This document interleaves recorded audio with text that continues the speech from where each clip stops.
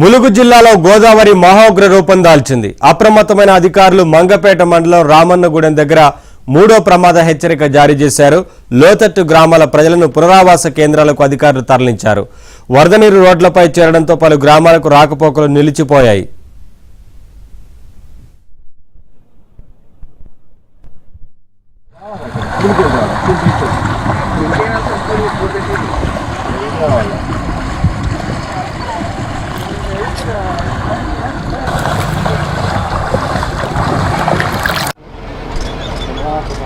అన్నా కొంచెం వెనుకలండి అన్నా.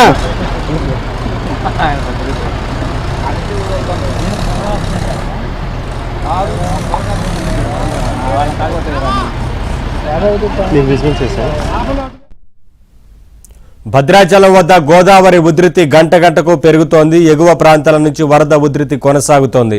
ప్రస్తుతం 56 అడుగుల వద్ద వరద ప్రవాహం కొనసాగుతోంది. 15 లక్షలకు పైగా వరద నీరు దిగువకు వెళ్తోంది. దీంతో అధికారులు అప్రమత్తమయ్యారు. లోతట్టు ప్రాంతాల ప్రజల అవసరమైతే సురక్షిత ప్రాంతాలకు వెళ్లేందుకు సిద్ధంగా ఉండాలని అధికారులు హెచ్చరిస్తున్నారు.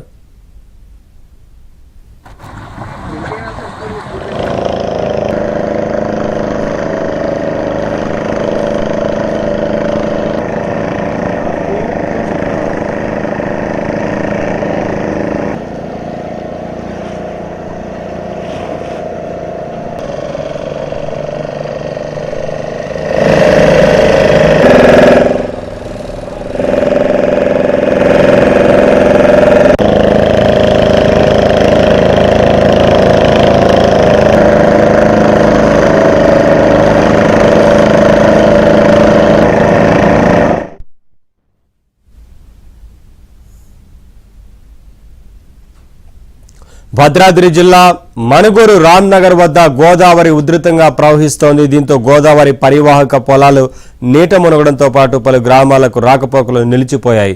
ఇదే క్రమంలో ఓ గర్భిణిని ముందస్తుగా ఆసుపత్రికి తరలించేందుకు స్థానికులు తెప్ప ద్వారా ఒడ్డుకు చేర్చారు. అనంతరం ఆమెను అశ్వాపురం ప్రభుత్వ ఆసుపత్రికి తరలించారు. గోదావరి మరింత పెరిగే అవకాశం ఉండటంతో లోతట్టు ప్రాంత ప్రజలను పునరావాస కేంద్రాలకు తరలించేందుకు అధికారులు ఏర్పాట్లు చేశారు.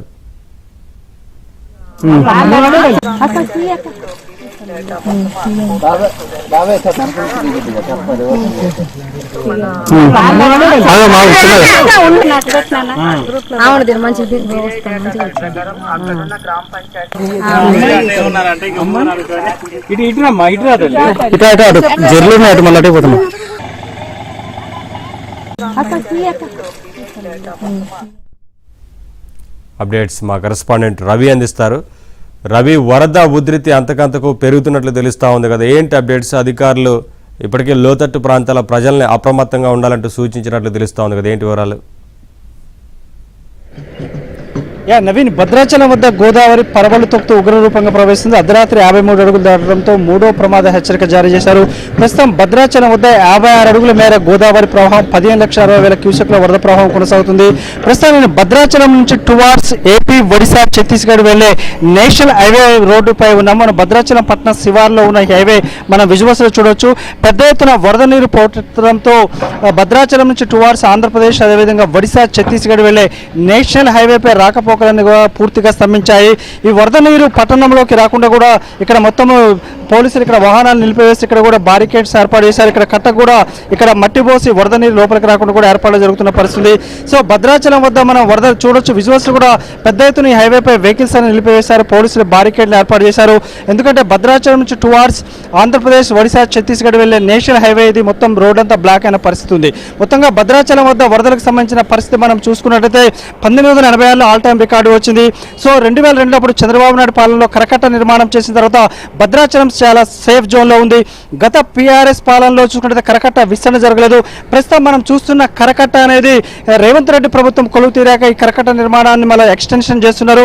సో మనం చూస్తున్న ఈ కరకట్ట వల్ల ఈరోజు భద్రాచలం పట్టణంలోకి ఎలాంటి వరద నీరు రాకుండా కూడా పట్టణం చాలా సేఫ్ జోన్లో ఉన్న పరిస్థితి.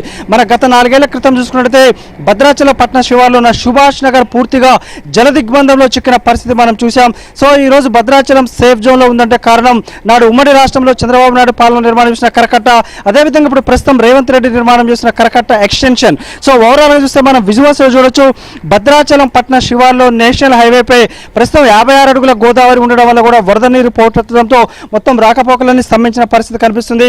సో భద్రాచలం పట్టణానికి ఎన్నిసార్లు వరద వచ్చినా 2002 నుంచి కరకట్ట నిర్మాణం చేసిన తర్వాత ఇప్పటికే 15 సార్లకు పైగా 53 అడుగులు దాటి వరద డేంజర్ జోన్ లో వచ్చిన, మూడో ప్రమాద హెచ్చరిక దాటిన భద్రాచలం పట్టణం కానీ రామాలయం కానీ చాలా సురక్షితంగా ఉన్నాయంటే కారణం కరకట్టే శ్రీరామరక్షగా ఉంది.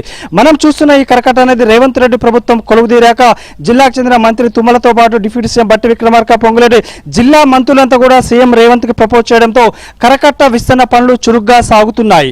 అయితే నేషనల్ హైవేపై ఇప్పుడు ప్రస్తుతం ఆంధ్రప్రదేశ్ విలీనమైన ప్రాంతాల్లో పలు చోట్ల కూడా మల్టిపుల్ లొకేషన్స్ లో వరద నీరు పోటెత్తడంతో హైవేపై రాకపోకలను స్తంభించాయి. దానివల్ల భద్రాచలం పట్టణ శివార్లోనే చూసుకుంటే వెహికల్స్ పెద్ద ఎత్తున పోలీసులు కూడా బ్యారికేడ్లు పెట్టి వందలాది వెహికల్స్ అన్ని కూడా నిలిచిపోయిన పరిస్థితి. సో లోకల్ రైన్స్ లేవు, లోకల్ స్ట్రీమ్స్ లేవు. ఎగువ నుంచి కూడా వరద ఒకవేళ సాయంత్రం ఉధృతి తగ్గితే రేపటి నుంచి మళ్ళా రాకపోకలు పునరుద్ధరణ అయ్యే అవకాశం ఉంది. ఓవరాల్ గా చూస్తే భద్రాచలం పట్టణానికి సంబంధించి గోదావరి ఉగ్రరూపంగా ప్రవహిస్తుంది. ప్రస్తుతం భద్రాచలం పట్టణం వద్ద చూసుకుంటే శివార్లో కేవలం నేషనల్ హైవేపై మాత్రం పూర్తిగా రాకపోకలను కూడా స్తంభించిన పరిస్థితి ఉంది. 56 అడుగుల ప్రవాహం కొనసాగుతుంది. సిడబ్ల్యూసీ అధికారుల అంచనా ప్రకారం ఎగువ నుంచి స్ట్రీమ్స్ అనేది ఒక సాయంత్రం వరకు కూడా తగ్గుముఖం పట్టే అవకాశం ఉందని చెబుతున్నారు.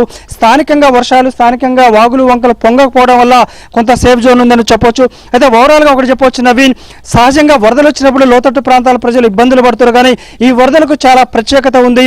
ఎల్నినో ప్రభావం వల్ల 2 రాష్ట్రాలు కూడా తీవ్ర కరువు పరిస్థితిలో ఉన్న పరిస్థితుల్లో గత 10 రోజుల క్రితం కూడా భూగర్భ జలాలను తగ్గిపోయి రైతన్నలు ఆకాశం వైపు ఎదురు చూస్తున్న పరిస్థితుల్లో వరుణ దేవుడు కరుణించి ఈ రోజు గోదావరి పరవళ్లు తొక్కుతుంది.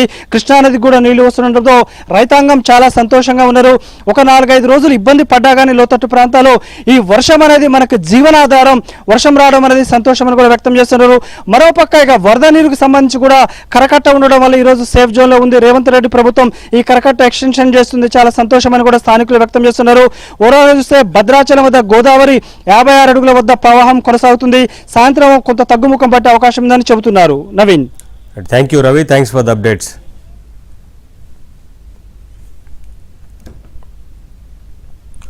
పోలవరం జిల్లాలోని పలు గ్రామాలను వరద ముంచెత్తింది. ఎగువ నుంచి వరదతో పలు గ్రామాల్లో జనజీవనం స్తంభించింది. భారీ వర్షాలతో వాగులు వంకలు పొంగి పొర్లుతున్నాయి.